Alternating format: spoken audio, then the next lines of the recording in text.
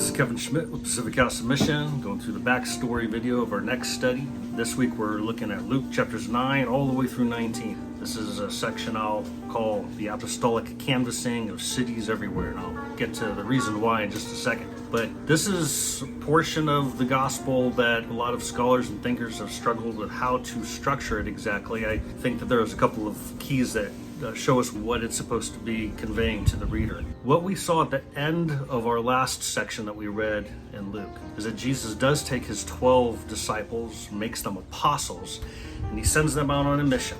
And he primarily gives them two big things that they're to do. Number one is they're supposed to have a healing ministry. Number two is that they're supposed to preach this theme called the kingdom of heaven. But he also mentions how they're supposed to engage these homes that they run into. Well, that was last section. As we go into this section this week, chapters 9 through 19, Jesus expands that idea. And he actually takes 70 disciples, and it says 70 more disciples. And if you look closely at what Luke is conveying in his details, you'll see that Jesus structures them in a certain manner. He divides them into two-man teams. So there's 35 of them. So there's 35 two-man teams. And he instructs them to go into all of these cities on their own. So they've got their own ministry thrust.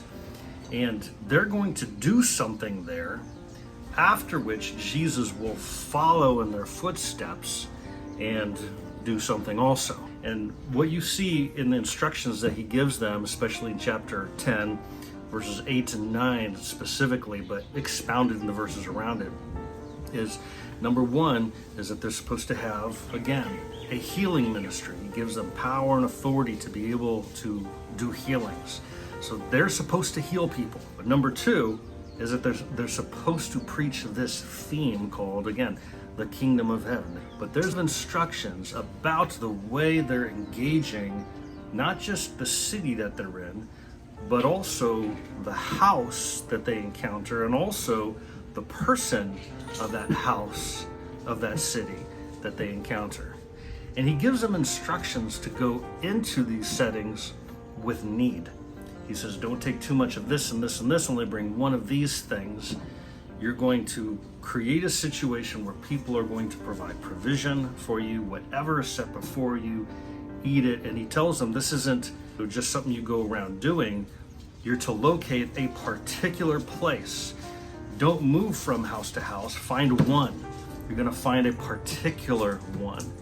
And he talks about this thing about letting the peace that Jesus somehow authoritatively gives them to give to these people. He says there's a peace that you will put upon these people, or if they're not fitting for some reason, then that peace will return to you. And then, of course, the idea is as they go to the next place, the same thing, sort of thing will happen. But what you see in this dynamic of healing ministry, kingdom thing preaching ministry, and house identification or house leader hosting identification is that when they leave these places, they will have set a reputation on this house in the community, and they will have identified and distinguished them in a specific particular. They're not supposed to go to another place without leaving this distinguishment upon them. And I mean, you can see what's going on is later on when Jesus comes in and follows in after the disciples, there are going to be places already established.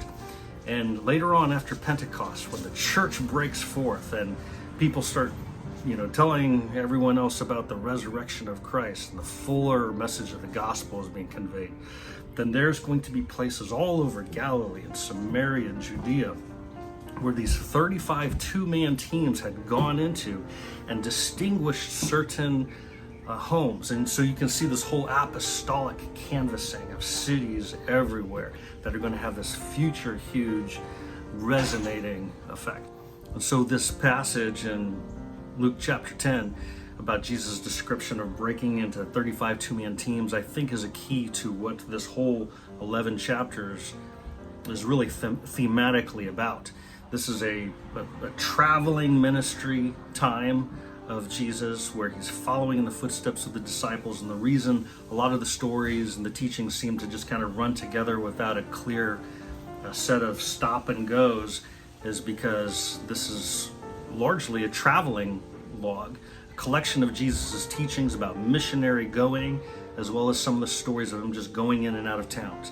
And one of the ways that I think about this is as a missionary and in charge of a staff of other missionary folks, we write monthly impact stories of the work that we do. And they're sent out to hundreds of people who support our mission along the way.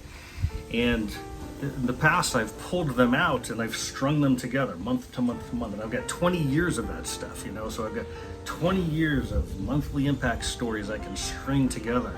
And that's sort of the way chapters 9 through 19 read, is a strung together journal of accounts and ideas all put together. You may be curious as to the content that is in the Gospels compared to one another, and this is one of the places where it's kind of helpful to talk about that.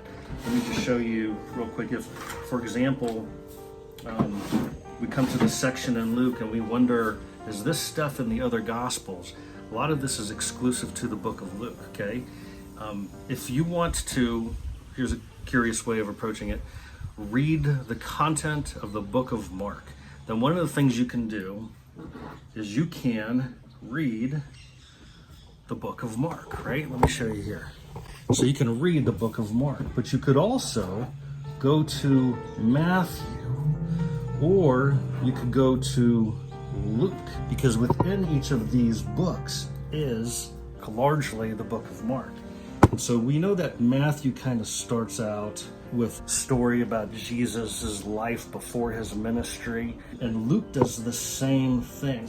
But after this, all of a sudden, the content that is in Mark kicks in. Luke is very similar. It's a little bit different.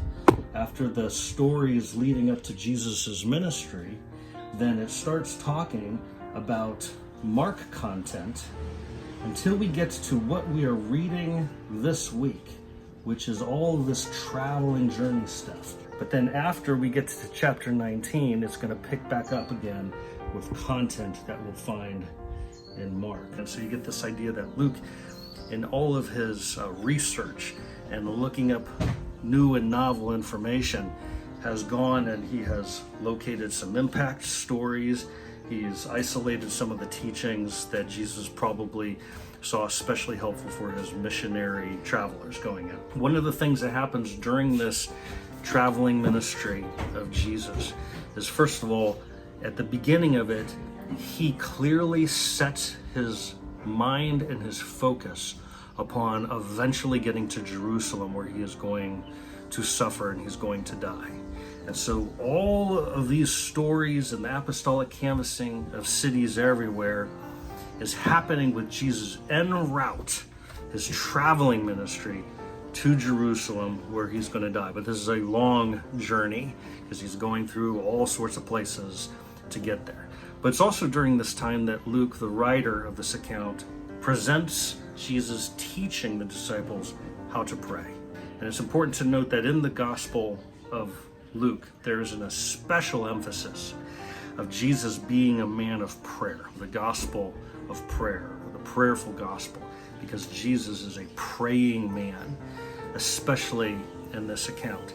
And it really ties in to what he is going to start to emphasize more and more, not just after this point, but also after his resurrection, to the apostles who are meant to go out in power, that they are to wait upon God. And it is in waiting upon God that they will receive power. So you're going to really see that emphasis in it. Anyhow, these are some interesting patterns of ministry and leadership that you can especially pick up in the writings of Luke, because it's how he orders his writings. He shows patterns. And we'll see even more of it when we get to our next section in this series, which covers the book of Acts. Okay? Enjoy your time with your groups, and we'll catch you next week. Peace out.